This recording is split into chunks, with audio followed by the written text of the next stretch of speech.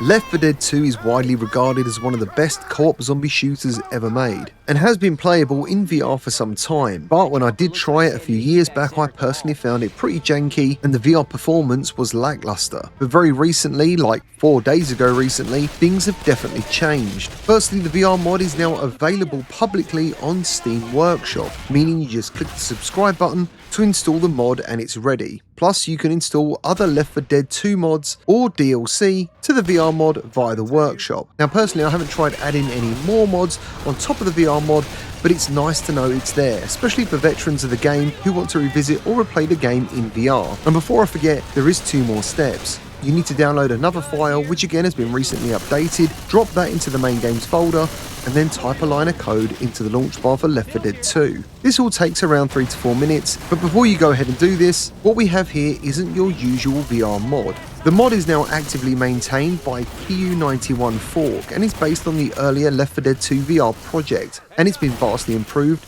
since the last major update back in mid-2025. As I said, we now have full compatibility with almost all Steam Workshop weapons, maps and campaigns, plus smooth integration for DLC and community content. There is tons of options to go through, and most of the weapons and items now have backs to them, because obviously when you play on a flat screen, these weapons didn't need to fully render, because you can't look around them on a flat screen. But that isn't an issue with the VR mod. They've also included an in-game scope, which if I'm being honest, isn't fun to use, but everything has to start somewhere. And as I said, there is lots of customization if you want to go into it. And even though this is full 6-off and even has room scale tracking, you aren't able to use both of your arms when using any of the weapons. And you also can't do physical reloads, which is probably my 2 biggest gripes with this VR mod. And if I'm being honest, if this was a true VR game, this isn't something I would promote as a positive. But after playing this today in single player and online, it's actually fantastic in VR. The mod, as I said, features full 6-off head tracking and motion controls for the guns,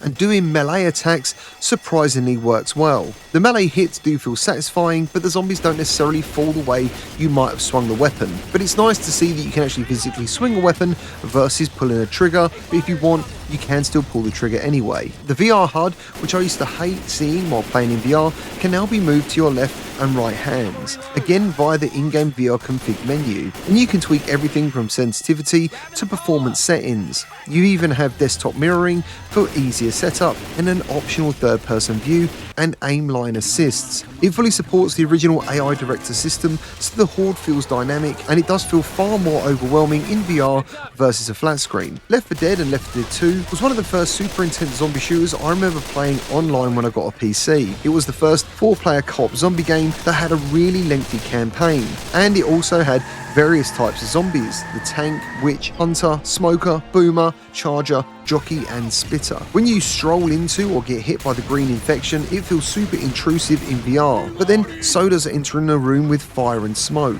And it's pretty cool to experience and can make you feel pretty stressed out due to the overwhelming number of zombies coming at you in VR. And it's surprising how well the performance never really suffers regardless of what's going on around you. And even though graphically it does show its age, I think it plays fantastically in VR and looks awesome. It feels like an arcade VR FPS, and normally I wouldn't dream promoting a VR game like this to all of you, because using one arm and seeing your second arm just tag along for the ride isn't visually very immersive, but I quickly lost 3 hours in this today. The single player campaigns and the local co-op feel solid and immersive, and the online multiplayer works, but apparently it's risky to play in VR on public servers. And I'm sure there's a way around this, but I haven't really looked into it. It's cheap with hours of fun, so much like my Subnautica video the other day, if you have a PC, this is yet another VR mod that deserves as much attention as it can get, because I'm sure it will continue to improve as its popularity grows. So there it is, just a quick one, letting you guys know that you should check this out. If you enjoy this video and you get to play the VR mod, let me and others know your thoughts about it down in the comment section. And remember to hit the like button and get subscribed for more VR content.